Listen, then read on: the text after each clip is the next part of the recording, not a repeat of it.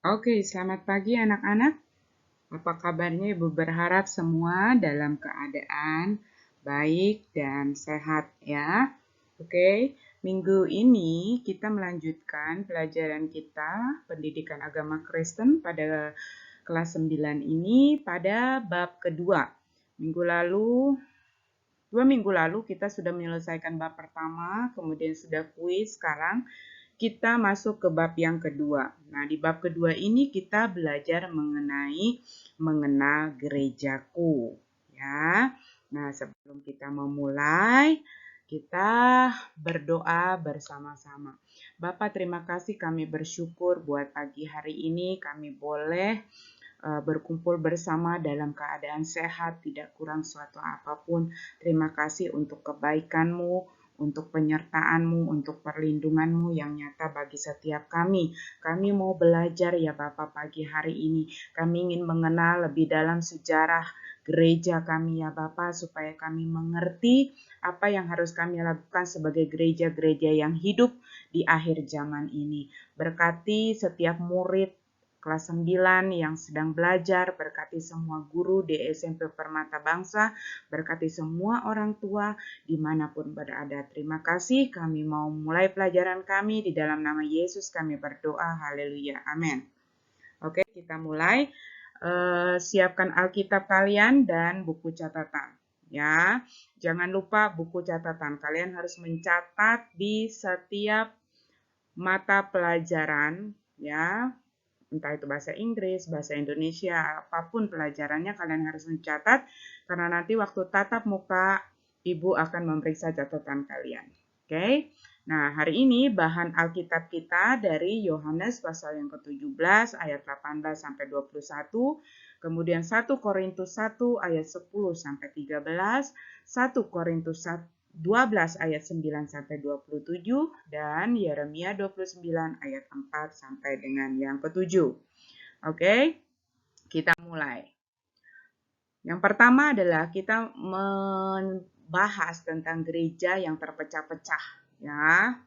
Jadi dua minggu lalu kita sudah melihat bagaimana perkembangan gereja, apa itu gereja, gedung, apa orang, ya kan?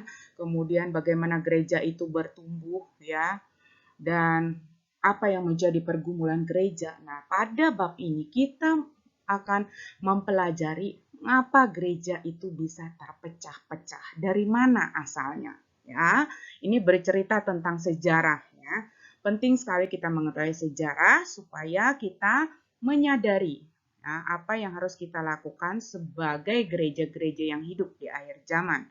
Gereja yang terpecah-pecah. Perpecahan yang pertama, kita melihat pada perjamuan terakhir bersama murid-muridnya, Tuhan Yesus berdoa agar murid-muridnya dan semua pengikutnya untuk tetap bersatu. Kata kuncinya tetap bersatu, ya, supaya mereka semua menjadi satu, sama seperti Engkau ya Bapa di dalam aku dan aku di dalam Engkau, agar mereka juga di dalam kita, supaya dunia percaya bahwa Engkaulah yang telah mengutus aku. Ini terdapat dalam Yohanes 17 ayat 21. Nah, tampaknya Tuhan Yesus sudah menyadari ya bahwa akan terancam perpecahan di dalam gerejanya. Bukan tampaknya lagi, Tuhan sudah mengetahui bahwa gereja yang terdiri dari orang-orang yang percaya ya dengan segala sifatnya ini akan menimbulkan perpecahan. Ya, sehingga di dalam Yohanes 17 ayat 21 Tuhan Yesus menginginkan bahwa semuanya menjadi satu di dalam Dia. Nah, dalam kenyataannya gereja pertama terjadi perpecahan. Itu di dalam Kisah Para Rasul pasal yang ke-15 itu dikarenakan masalah sunat. Ya. Muncul pertanyaan, apakah orang-orang bukan Yahudi yang ingin menjadi Kristen harus menjadi Yahudi dan disunat? Ya, karena menurut sejarahnya ya, orang Yahudi, bahwa orang yang tidak bersunat itu orang yang tidak kudus, tidak suci, jadi tidak layak beribadah kepada Tuhan. Ya, kalau kita berbicara secara rohani, berbicara sunat, itu berarti kita menyalibkan keinginan daging kita. Ya, nah sekarang kita lihat dalam menjawab pertanyaan tersebut muncullah dua kelompok kepemimpinan gereja. Ya, untuk menjawab permasalahan ini ada dua kelompok kepemimpinan gereja, yaitu yang pertama kelompok Petrus dan Yakobus.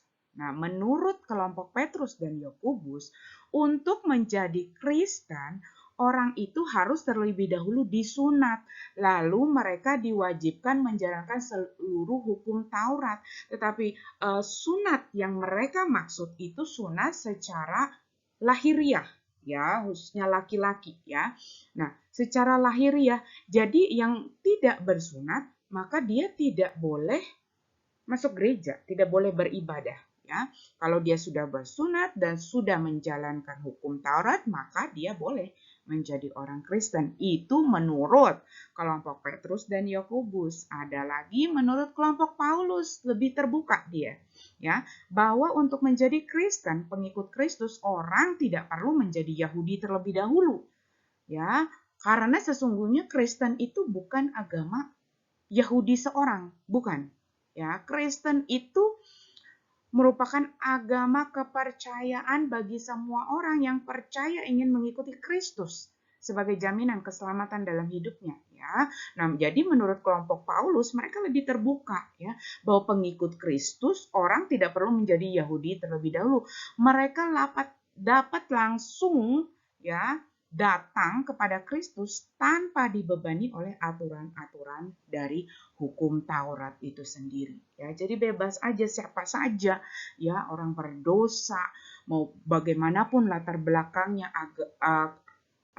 sukunya, bahasanya, warna kulitnya, boleh siapa saja, yang penting dia percaya, dia mau bertobat, dia mau mengikuti Kristus, dia boleh jadi masuk Kristen, ya. Nah, jadi karena itu berbeda, mulai berpecahlah perpecahan pertama, maka tahun 50 Masehi diadakanlah persidangan di Yerusalem, ya, namanya Konsili Yerusalem atau Konferensi Apostolik. Ya. Jadi ini gereja akhirnya orang-orang itu berkumpul mengadakan persidangan. Nama persidangan itu Konsili Yerusalem atau Konferensi Apostolik. Ingat ya, hasilnya orang Kristen, ya, jadi yang mau jadi Kristen itu harus menjauhkan diri dari yang pertama, makanan yang dipersembahkan kepada berhala, ya. Ngerti ya, makanan yang dipersembahkan. Nah, kalian bisa lihat ya, ada orang misalnya menyembah pohon, ya kan? Orang suka taruh makanan, ayam panggang lah ya, nasi kuning atau ketan hitam, ya segala macam. Nah, makanan itu tidak boleh dimakan karena sudah dipersembahkan kepada berhala, kepada setan. Ya, jadi tidak boleh dimakan. Yang kedua, darah. Orang Kristen tidak boleh memakan darah. Ya, menjauhkan diri itu atau meminum darah. Yang ketiga, tidak boleh harus menjauhi dari daging binatang yang mati dicekik, yang sengaja dimatiin. Serem ya. Kemudian ini yang harus sampai hari ini berlaku adalah menjauhkan diri dari percabulan di dalam Kisah Rasul pasal 15 ayat yang ke-19. Nah, ini adalah hasil dari Konsili Yerusalem atau Konferensi Apostolik pada waktu itu. Ya, mereka bersepakat, udahlah daripada kita banyak aturan, harus disunat, harus orang Yahudi jadi orang Yahudi juga repot. Nah, kita oke deh gini ya, mereka belajar, berusaha sebenarnya untuk mempersatukan visi misi, ya, karena mereka menyadari penting hidup di dalam satu kesatuan sebagai umat yang percaya kepada Tuhan. Nah, lalu sudah konferensi, tetapi tetap ada perpecahan selanjutnya. Nah, perpecahan yang diselesaikan di Yerusalem bukanlah yang terakhir. Ternyata masih banyak perpecahan lainnya, ya. Yang pertama, di Korintus terjadi perpecahan ketika orang saling berkelompok berdasarkan rasul-rasul tertentu. Golongan Paulus, golongan Apolos, Kefas atau Petrus, bahkan golongan Kristus. Mereka menganggap pimpinannya paling hebat daripada yang lain. Bahaya, ya, bahaya. Kalau sudah menganggap golongannya atau kelompoknya lebih hebat dari orang lain, ada kesombongan di sana, ada dosa yang mengintip di sana. Ingat, gereja itu harus terbuka. Ya kan? Kemudian perpecahan lain yang muncul di Korintus, ada jemaat yang membanggakan diri berdasarkan karunia roh. 1 Korintus 12 ayat 9 sampai 27, ada yang bangga karena mujizat, membedakan bermacam-macam roh, berkata-kata dengan bahasa roh, menafsirkan bahasa roh dan lain-lain. Dan Paulus menegur jemaat di Korintus dan membandingkan mereka dengan tubuh kita yang mempunyai berbagai anggota yang mempunyai tugas dan peranan masing-masing yang saling melengkapi, ya. Nah, di Korintus perpecahan karena apa? Karena karunia roh, ya, yang diberikan oleh Tuhan. Padahal bukan punya kita, karunia roh itu pemberian gratis dari Tuhan. Gunanya apa karunia itu? Gunanya untuk apa? Bukan menghakimi orang, ya, bukan untuk menjatuhkan, tetapi saling membangun dan menguatkan supaya tetap kuat di dalam Tuhan. Ya, itu pentingnya karunia roh. Makanya Paulus menegur jemaat di Korintus waktu itu. Karena apa? Apapun macam-macam karunia yang berbeda-beda, semuanya satu untuk membangun tubuh Kristus. Semuanya memiliki peranannya masing-masing, ya. Makanya digambarkan seperti tubuh, ya, mempunyai anggota yang berbeda-beda, tetapi ya, kalau satu bagian tubuh tidak ada, akan terganggu, ya, proses berjalannya kehidupan orang tersebut, ya kan? Karena itu semua anggota tubuh itu saling melengkapi, ya, saling mendukung. Nah, pada tahun 1054 terjadi perpecahan antara Gereja Katolik Timur dan Gereja Ortodoks dengan Gereja Katolik Roma atau Gereja Barat, karena Gereja Barat menambah fakta Filoque dalam pengakuan iman Nicea Konstantinopel, sehingga kata-kata kami percaya kepada Roh Kudus yang keluar dari Sang Bapa dan Sang Anak dirasakan oleh Gereja Timur sebagai suatu pelecehan terhadap Roh Kudus dan menjadikannya lebih rendah dan tidak sejajar lagi dengan Sang Anak.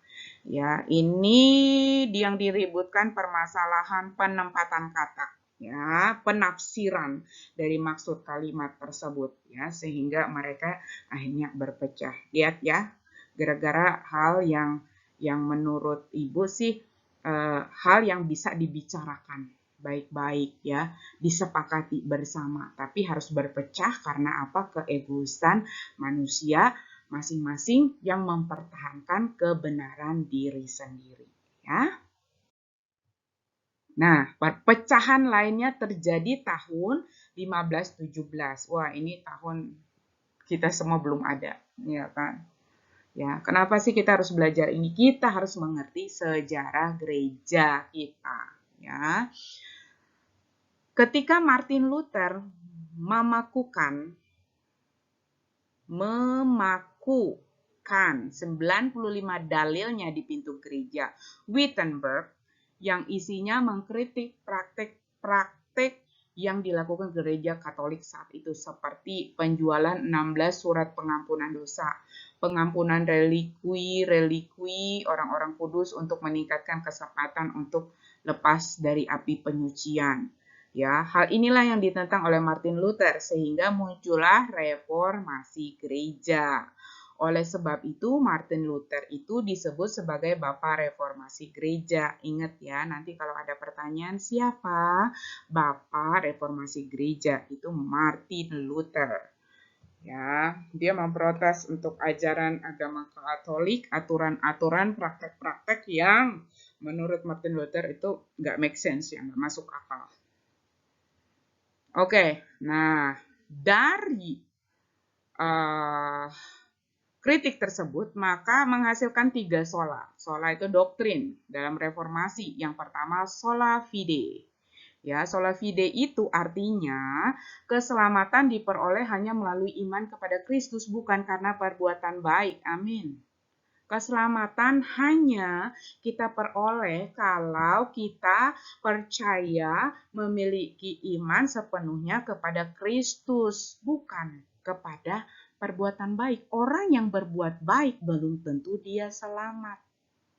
Ya, banyak orang di luar sana berbuat baik, tapi dia tidak mengenal Kristus. Dia belum tentu diselamatkan. Hanya orang yang percaya dan beriman kepada Kristus yang diselamatkan. Itu namanya sola fide. Ya, kemudian yang kedua sola gratia. Keselamatan adalah anugerah Tuhan. Keselamatan itu anugerah yang diberikan Tuhan kepada umatnya yang percaya. Jadi bukan usaha dari manusia itu sendiri. Nah, yang ketiga sola scriptura. Otoritas tertinggi adalah Alkitab, bukan tradisi gereja. Betul. Ya, jadi standar hidup kita sebagai gereja-gereja yang hidup itu bukan tradisi gereja, bukan aturan manusia, bukan adat istiadat, bukan, tetapi standar kehidupan kita itu harus sesuai dengan Alkitab, firman Tuhan. Ya, jadi makanya setiap kita berpikir, berkata-kata, bertingkah laku, kita pikirkan itu sesuai enggak yang kita kerjakan itu dengan firman Tuhan. Kalau kita malas, kira-kira sesuai enggak dengan firman Tuhan? Kalau kita berbohong, sesuai enggak dengan firman Tuhan? Kalau kita mencuri, sesuai enggak dengan firman Tuhan? Jadi jadikan Alkitab, firman Tuhan, kebenaran Tuhan, the words of God, itu sebagai standar mutlak dalam kehidupan kita. Itu namanya sekolah scriptura. Ya, jadi ada 3 doktrin, sola fide, sola gratia, sola scriptura. Nah, kemudian Martin Luther ini juga menolak kedudukan paus sebagai pemimpin karena pemimpin tertinggi adalah Yesus Kristus itu sendiri.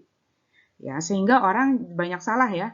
Ya, sering orang, wah, mari kita datang ke gereja A, pendetanya luar biasa. Wah, dia tumpang tangan orang sembuh, misalnya, ya kan.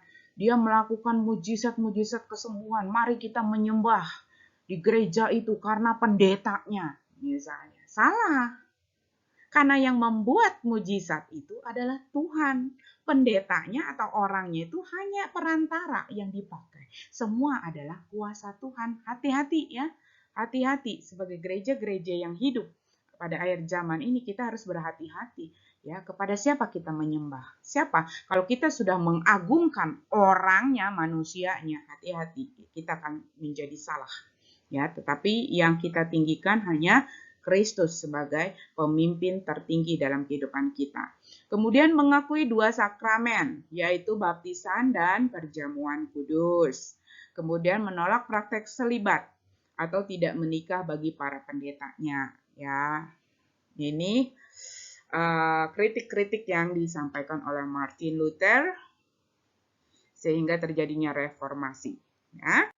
Nah, kita lihat selanjutnya. Nah, sekarang kita lihat gereja di Indonesia. Pada awal Masehi, kekristenan itu sudah masuk ke Indonesia di daerah Barus, Sumatera Utara, yang berasal dari Suriah. Nah, jadi ingat ya, sejarahnya itu kekristenan itu waktu masuk di Indonesia itu di daerah Barus, Sumatera Utara, berasal dari Suriah. Justru dari Suriah loh. Jadi yang itu namanya kekristenan Nestorian. Kekristenan ini juga muncul di Tiongkok, tapi akhirnya punah karena mereka hidup dengan tata cara dan bahasa orang Suriah yang tidak dipahami masyarakat sekitar sehingga terasing. Ya, jadi susah masuknya karena kendala dari tata cara dan bahasa. Ya, dalam beribadah nggak nyambung sama orang Indonesia, khususnya orang Sumatera Utara, orang Bataknya di sana. Mana nyambung bahasa dari Suriah, ya.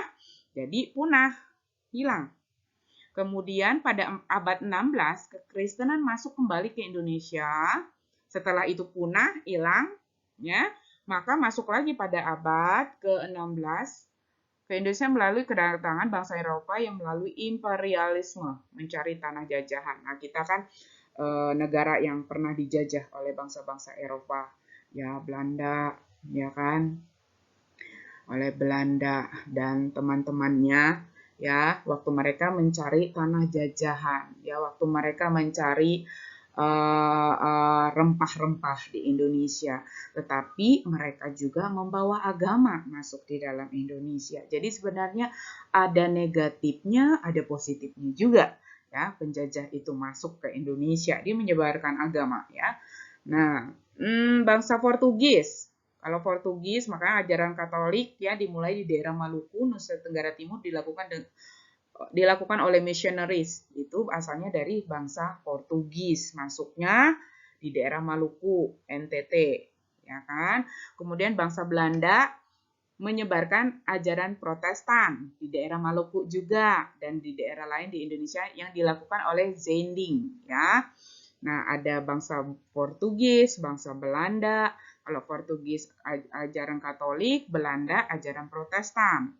Nah, akibatnya di Indonesia muncul gereja dan lembaga-lembaga penginjilan dari berbagai aliran yang menyebar ke daerah-daerah seluruh Indonesia. Ya, akibat bangsa asing masuk membawa pengajaran kekristenan, ya akhirnya macam-macam nih aliran di Indonesia. Ya, nah lembaga pekabaran Injil si Zending tadi ya, Belanda yang bekerja di Indonesia dan melahirkan gereja-gereja yang beraliran Calvins, ya, bukan Calvin Johan ya, or Calvin Jesaya, bukan ya. Ini beraliran Calvins ya.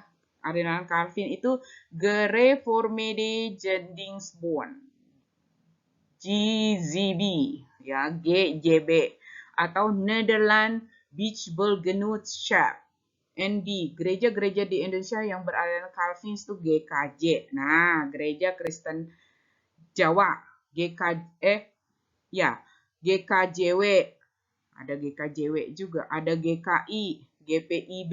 Nah, itu yang bawa orang Belanda, ya, aliran Calvins, ya, itu aliran Calvins, Protestan. Ini bentuknya Protestan, ya. Yang liturgi, nggak boleh tepuk tangan. Kemudian lembaga pekabaran Injil dari Jerman. Ada Belanda, sekarang dari Jerman. Yang bekerja di Indonesia melahirkan gereja beraliran Lutheran. Ya, Lutheran. Ya, kalau dari Belanda itu alirannya Calvins, kalau dari Jerman aliran Lutheran. Seperti, ya itulah, baca sendiri ya, susah benar bacanya, RMG, EMS. Nah, tapi kalau gereja di Indonesia yang beraliran Lutheran itu HKBP. Nah, GKPS, GPKP, GKPA, cari sendiri singkatannya apa. Ya, itu gereja aliran Lutheran. Sebenarnya mirip-mirip dengan aliran Calvins, ya. Kemudian lembaga pekabaran Injil dari Amerika Serikat, dari Belanda, tadi dari Portugis yang Katolik, dari Belanda Protestan, dari Jerman ya yang Lutheran, Calvins, ya. Kemudian dari Amerika Serikat melahirkan gereja beraliran Metodis, Christian Missionary Alliance, CMA, ya. Gereja yang beraliran Metodis ini seperti GEMI, Gereja Metodis Indonesia, ya. Dan lembaga-lembaga lain, kebanyakan dari Amerika Serikat yang masuk ke Indonesia pada abad 20-an, seperti Pentakosta, Karismatik, Menonit, Advent, Baptis, Injili, Mormon, Kristus, Christian Science atau ahli ilmu pengetahuan. Ini yang sesat ya. Mormon sama Christian Science. Ya, kalau Mormon ini penyimpangan ya. Dia menyimpang ya dari kebenaran firman Tuhan. Ya, ini dari Amerika nih ada yang nggak benar juga ya. Kemudian nih Christian Science, ahli ilmu pengetahuan. Jadi bukan Kristus, tapi mereka percaya kepada science, ilmu pengetahuan, alam, ya, pada alam. Jadi seperti itu ya, hati-hati ya.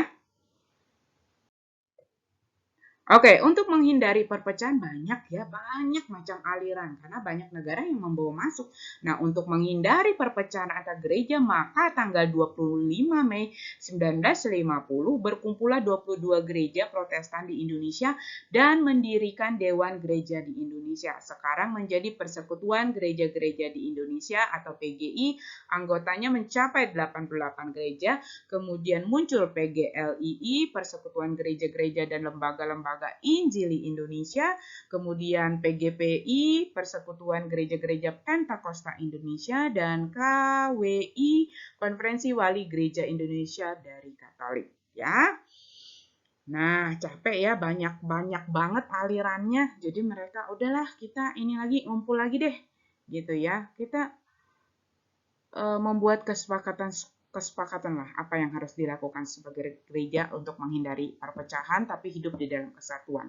Tapi pada kenyataannya gereja masih jauh dari persatuan sehingga pada bulan Mei 2013 menjelang sidang raya ke-10 Dewan Gereja-Gereja Sedunia, acara ini diikuti oleh PGI, PGGPI, PGLII, PBI, Gereja Ortodoks, Bala Keselamatan, Gereja Masehi Advent Hari ke-7, dan semua keuskupan Gereja Katolik Roma di Indonesia.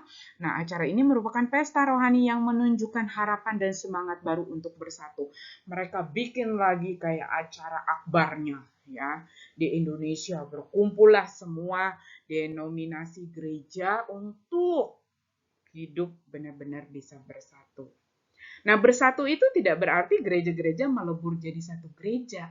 Bukan, ya. Melainkan bersatu dalam arti satu jiwa, satu hati melayani kepada sesama demi nama Yesus Kristus.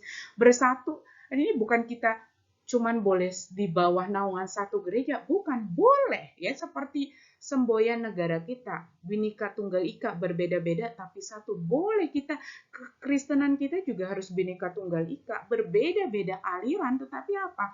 Tuhan yang kita sembah itu Tuhan Yesus Kristus. Ya, nah arahnya makanya Martin Luther itu benar ya, bahwa standarnya itu harus firman Tuhan, bukan kepemimpinan manusia, bukan tradisi gereja, bukan adat istiadat gereja, ya, tetapi Tuhan itu sendiri sebagai pusat, sebagai sentral penyembahan kita, sehingga apa?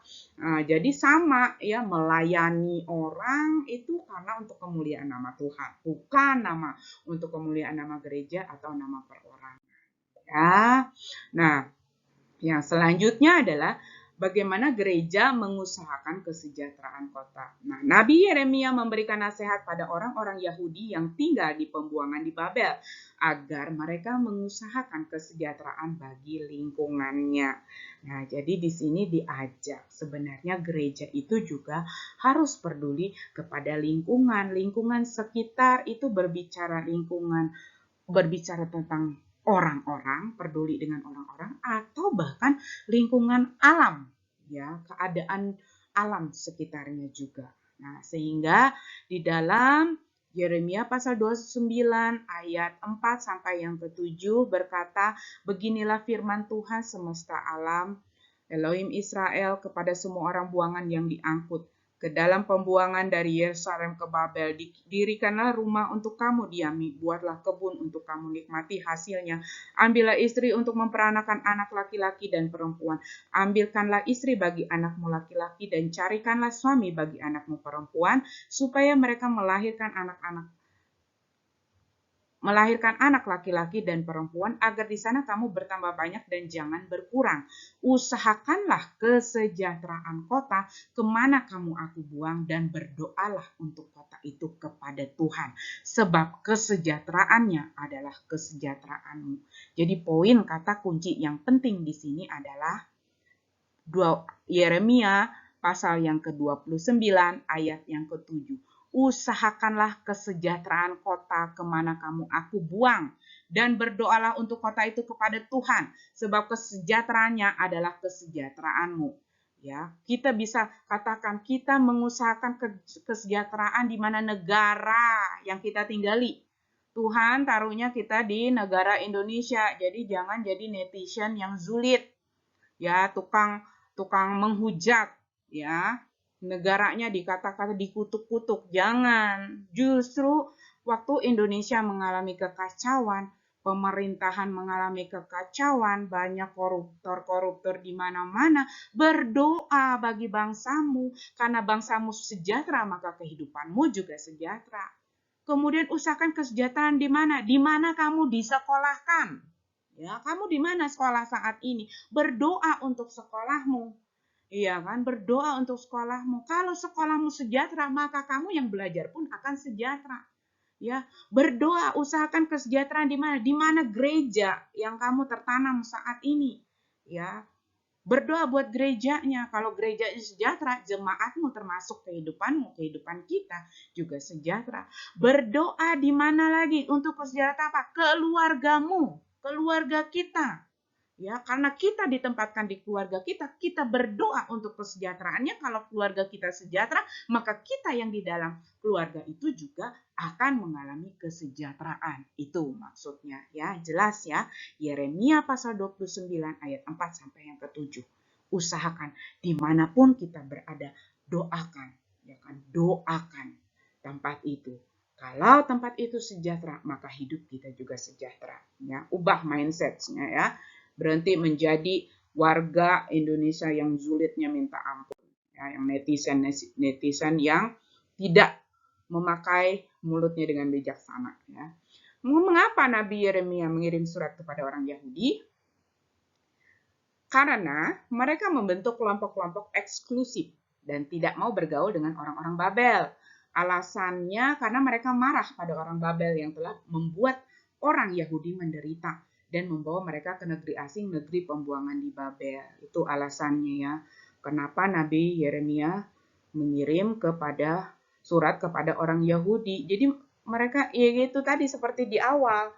Yang kalau masuk Kristen boleh asal dia jadi orang Yahudi terus dia disunat. Dia eksklusif. Ya, eksklusif itu artinya tertutup. Dia tidak terbuka, dia tidak bisa menerima orang lain selain kelompoknya, selain sukunya, selain bangsanya. Ya, itu susah. Makanya dikirimin surat sama Nabi Yeremia.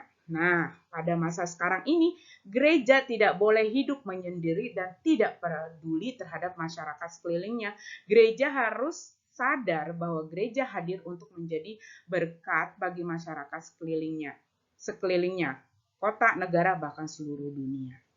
Jadi gereja bukan bicara hanya gedung, tapi gereja kehidupan kita harus menjadi berkat bagi siapa? Bagi diri kita sendiri, bagi keluarga kita, bagi gereja kita secara gedung, bagi sekolah kita, bagi negara kita.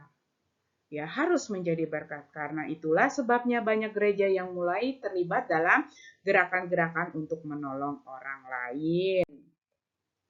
Beberapa gereja di Indonesia aktif dalam gerakan untuk melestarikan lingkungan hidup dan dengan demikian membuat dunia ini layak untuk menjadi tempat yang kita diami. Dan hal itu pun akan menolong kita untuk melestarikan bumi kita.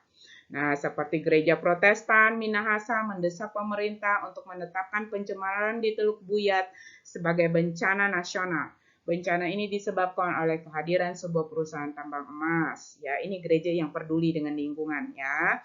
Kemudian Huria Kristen Batak Protestan terlibat dalam gerakan menolak kerusakan lingkungan karena penebangan hutan. Kemudian ada Gereja Kristen Protestan Indonesia yang terletak di Sumatera Utara juga menunjukkan keberpihakannya kepada rakyat dan lingkungan yang rusak karena penebangan pohon-pohon kemenyan yang getahnya menjadi sumber pendapatan masyarakat setempat. Ini hanya beberapa contoh. Lalu sekarang pertanyaannya kita ini terlibat dalam kegiatan positif apa sebagai gereja yang hidup? Ya, diri kita sendiri. Ya. Nah, apa gerakan-gerakan yang kita lakukan yang sifatnya untuk menolong orang banyak, ya. Nah, demikian yang kita bahas di bab kedua ini tentang mengenal gerejaku. Itu sejarah dari gerejanya, tentang Bapak Reformasi, apa yang diperjuangkan oleh Martin Luther, apa aja tiga sola, ya. yang dihasilkan ya oleh Martin Luther sebagai reformasi gereja pada saat itu ya. Apa yang harus kita lakukan? Nah, sekarang tiba waktunya kepada tugas latihan ya. Yang pertama, 5 soal tulis di buku PR. Tulis di buku PR. Ya. Jelaskan latar belakang terjadinya perpecahan gereja yang perdana. Yang pertama kali di mana? Jelaskan. Yang kedua, sebutkan hasil keputusan Konsili Yerusalem. Yang ketiga, jelaskan 3 doktrin reformasi, 3 sola tadi. Reformasi gereja yang ditulis oleh Martin Luther. Kemudian sebutkan 7 nama gereja yang kamu ketahui. Yang kelima, jelaskan apa yang dimaksud gereja mengusahakan kesejahteraan kota. Sudah Ibu jelaskan tadi. Oke? Kumpulkan, tulis di buku PR, kumpulkan by Telegram or WhatsApp. Ya, paling lambat jam 5 sore ditunggu. Oke? Ibu sudah selesai hari ini. Terima kasih sudah mendengarkan. Dan bab 2 pun sudah selesai untuk hari ini. Terima kasih semua. Kita berdoa. Terima kasih Bapak, kami sudah selesai belajar. Hamba-Mu selesai mengajar. Selebihnya Roh Kudus, Engkau memberikan hikmat bagi setiap anak-Mu untuk bisa mengerti pelajaran ini dengan baik. Terima kasih Tuhan, kami bersyukur. Haleluya. Amin. Tuhan Yesus memberkati kita semua.